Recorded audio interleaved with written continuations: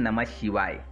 दोस्तों, आज हम बात करने वाले हैं मध्य प्रदेश में स्थित ओंकारेश्वर ज्योतिर्लिंग के रहस्य के बारे में कि क्यों आज भी मूल गर्भगृह बंद है, क्या मूल गर्भगृह में खजाना छिपा है, और बात करेंगे ज्योतिर्लिंग के ठीक सामने नंदी का न होने के बारे में और किस कारण से मूल गर्भगृह कई 100 सालों से बंद है। तो आइए जानते हैं।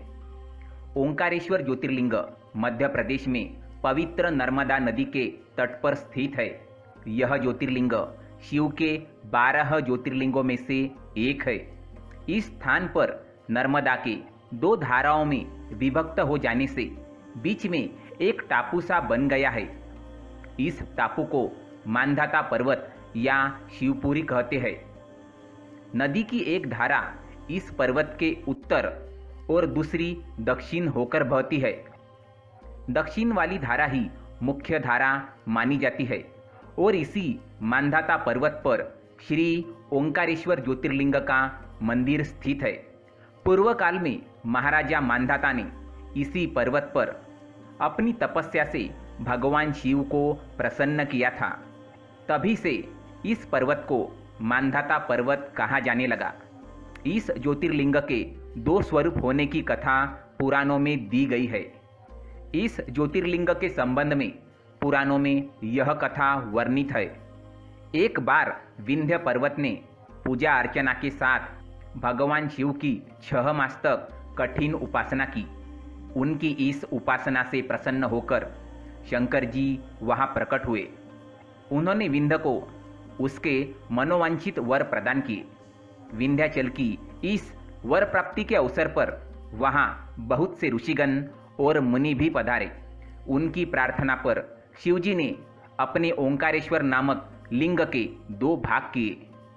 एक का नाम ओंकारेश्वर और दूसरे का नाम ममलेश्वर पड़ा। दोनों लिंगों के स्थान और मंदिर पृथक होते हुए भी दोनों की सत्ता और स्वरूप एक ही माना गया है। शिव पुराण में इस ज्योतिर्लिंग की महिमा का विस्तार से वर्णन किया गया है। श्री ओंकारेश्वर और श्री ममलेश्वर के दर्शन का पुण्य बताते हुए नर्मदा स्नान के पावन फल का भी वर्णन किया गया है। प्रत्येक मनुष्य को इस क्षेत्र की यात्रा अवश्य ही करनी चाहिए। लौकिक परलौकिक दोनों प्रकार के उत्तम फलों की प्राप्ति भगवान ओंकारेश्वर की कृपा से सहज ही हो जाती है।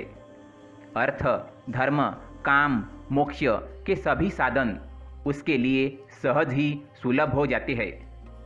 अंततः उसे लोकेश्वर महादेव भगवान शिव के परम धाम की प्राप्ति भी हो जाती है। कहा जाता है, जो इंसान भगवान के दर्शन करने के लिए यहाँ आता है उसका सोया हुआ भाग्य खुल जाता है।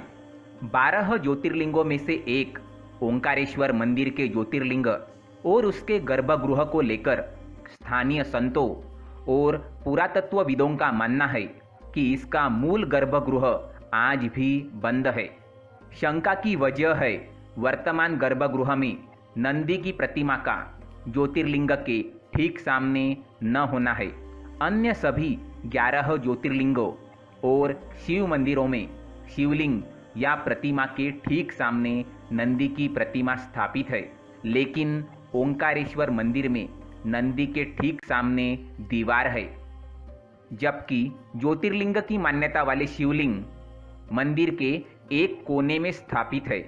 तो इससे शिव भक्तों के मन में कई सवाल उठते हैं।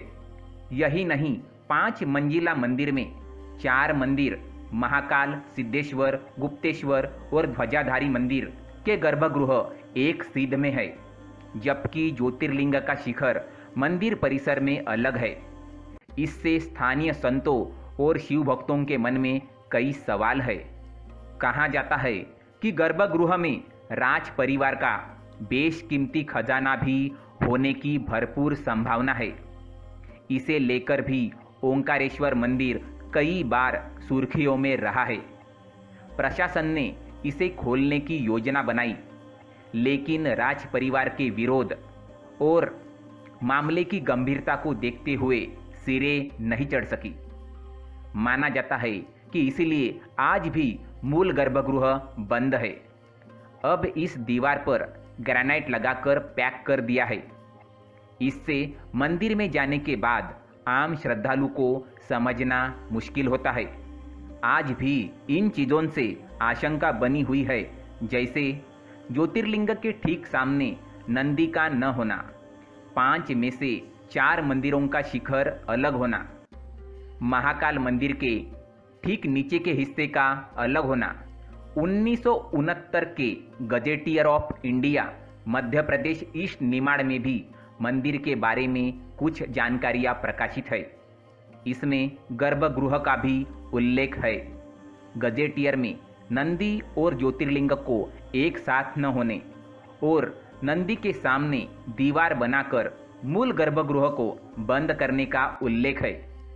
लेकिन ये कब बंद किया गया और क्यों बंद किया गया, इसके बारे में कोई जानकारी नहीं है।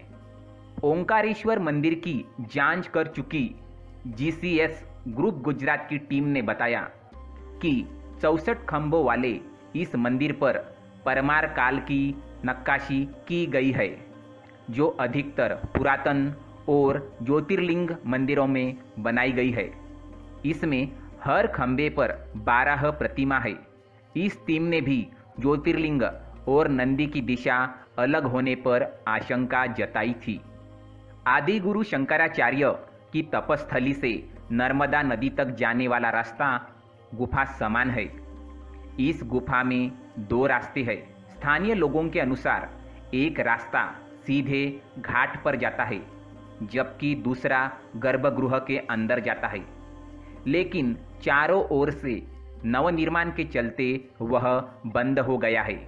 वही मंदिर के नीचे से एक रास्ता है, जिसमें एक पक्की नाली बनी हुई है। नाली का रास्ता भी कुछ अंदर जाने के बाद बंद है, जबकि अंदर कुछ खंडित मूर्तियां हैं। मंदिर का मूल गर्भगृह कई 100 साल से बंद है। इसके बारे में किसी को कुछ नहीं पता कि इसके अंदर क्या है। राज परिवार के बुजुर्गों के अनुसार इसे किसी अनहोनी को लेकर बंद किया गया है, इसलिए इससे छेड़छाड़ करना ठीक नहीं है। स्थानीय प्रशासन ने कहा कि ओंकारेश्वर मंदिर के गर्भगृह की दीवार के पीछे वास्तविक शिवलिंग होने की संभावना तथा वास्तुशास्त्र के अनुसार शिखर के नीचे शिवलिंग की होने की संभावना को ध्यान में रखते हुए देश के जानी मानी संस्था से 3D सर्वे करवाया जा रहा है। इसी क्रम में मंदिर के गर्भगृह के सामने वाली दीवार में छेद किया गया और उससे वायर केबल कैमरे से अंदर की स्थिति जानने का प्रयास किया गया। संभावना है कि आगे की कार्रवाई में इसमें कुछ मिल सकता है। इसलिए पूरे मंदिर परिसर एवं गर्भगृह का 3D सर्वे करवाया जा रहा है। मंदिर प्रशासन का कहना है कि मंदिर के गर्भगृह के दीवार के पीछे की स्थिति जानने के लिए जो कार्य किया गया, उससे यह तो पता चलता है कि गर्भगृह की दीवार के पीछे कोई कक्ष जरूर है।